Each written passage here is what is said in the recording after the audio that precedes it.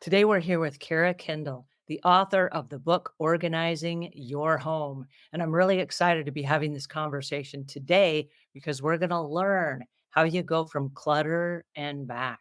So please help me welcome Kira Kendal. How are you Thank today? I am fine. How are you? I'm very good. Well, one of the things that I like that you just said, and I think it's really important for us to pay honor to this, is you said your mother lived a very full life. Mhm. And even though she was a clutter bug her whole life and never figured out how to be organized, she figured out a lot of things like communication and the importance of family. And she wrote poems. She was an amazing person as far as creativity goes. And so Yes, it is possible to live a full and exciting life in spite of the fact that there's clutter. Is that what I'm hearing you say? I believe it is, but I think reducing the clutter has helped me, as the book says, organize, save time, save money, and love your home again. Because at times you just see it as being there. You don't love it. So Well, now I love it. and as somebody that has seen both sides, you've seen the messy house and you've seen the house that is clutter-free or it's more organized, and Mhm. you're choosing intentionally, I like the other one better, where I don't have to leave all the stuff to my kids. Right. And that's a sense of That's so important to responsibility. me. And so what made you decide that? Just looking at the stuff, I'm like, they don't want this. They don't wanna deal with this, so I should deal with it so they don't have to. It's a love of my kids that Well, inspired that. one of the things that I know about my own personal junk, and I'm gonna say junk because I Yeah, look it around me, is junk. sometimes it's just junk to me. Sometimes I don't know what to do with it.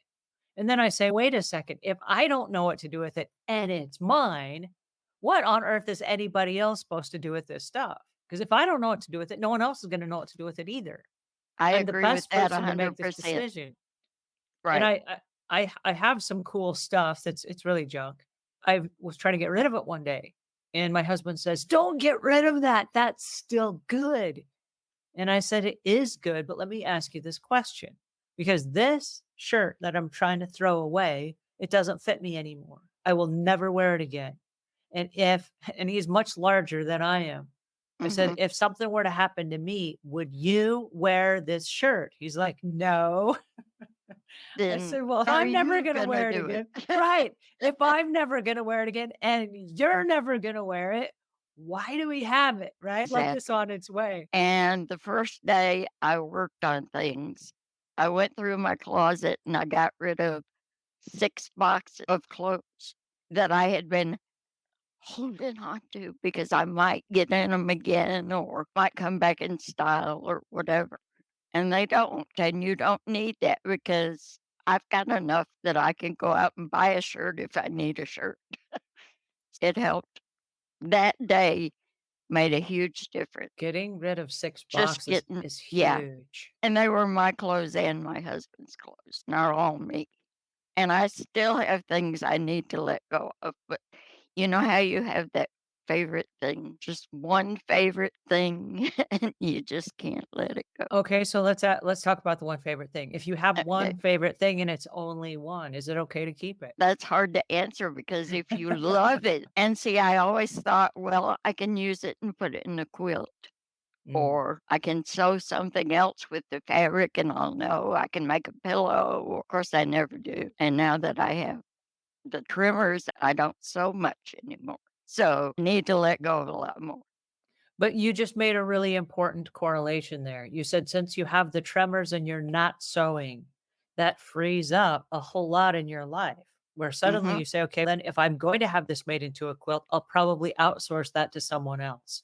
And so Yes. holding on to that, that goes in a pile of I'm going to hire somebody to make that quilt or it's not going to get made. Therefore, I can get rid of that one thing. And I And think I'm more leaning toward it's not going to get made and just let go. well, as I started looking at my own life that way, I started having some really honest conversations with myself And that's hard. about, am I ever really going to do this? And I started looking at how I spend my time because I love to sew. And when I grew up, Hmm. I was going to be a clothing designer. That's what I was going to be when I grew up, not a house cleaning lady. So as my eyesight got worse, I said to Mine myself, too. I just don't see as well as I used to. And those stitches are really tiny, especially if you're trying to I unravel them can't or, thread a needle. yeah, I can't either. I can't thread the machine. Yeah, I can't either. But for me, I started looking at my free time and I said, when nobody is around and I've got a Saturday to myself, do I sit down in front of the sewing machine? I'm like, I don't. Like you, I No. sit down in front of the computer and I'm typing. And I'm Mm-mm. like, if I'm actually writing and I'm creating something different than I am when I'm behind the sewing machine, You're still creating. I am, but I'm okay then to let go of the sewing machine and all of the fabric and all of the notions and all of the boxes of stuff that, the Right. stitch witchery and the fabric stuff and the little zippers and all the Oh stuff. my gosh. I have If a I room full. do you? I just haven't had the nerve to tackle it yet. But for me, it was a conscious decision because I was like, you know what? If I'm not coming back this way, if I'm not going to be Mhm. sewing again, why am I saving all the stuff? And like you, if something happened to me, it would be my husband that had to go through all my stuff and then trying to make decisions on my sewing stuff. Like we talked about earlier, if I don't know what to do with it, he is not going to know what to do with it, you know? Not a clue. My And kids daughters and don't sew. grandkids. They don't sew. They don't want it. I offered it to my niece who is gonna be a dress designer. She doesn't wanna do quilts.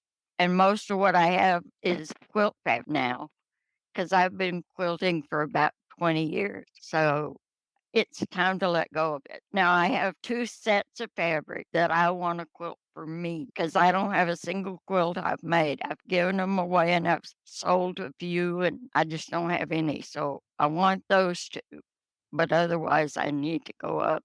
It's upstairs.